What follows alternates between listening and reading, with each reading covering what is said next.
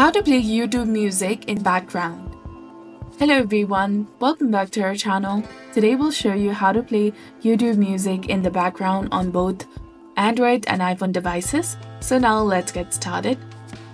So playing music in the background is useful when you want to browse the internet or use another app while listening to music. However, if you start playing music and then close the app, it will stop.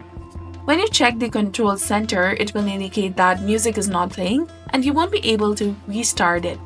So, to enable the background playback for YouTube music, you need a subscription to YouTube Premium. This subscription requires a monthly fee, but it offers many benefits. To subscribe, click on the profile icon in the bottom right corner and then click on Get YouTube Premium, that is under Your Movies option, tap on it. So once you have YouTube Premium, or if you switch to an account that already has it, you can start playing music. Now when you close the app, the music will continue playing and will be shown in the control center. So this was all about it. If you found this guide helpful, please like, share, and subscribe. Thanks for watching.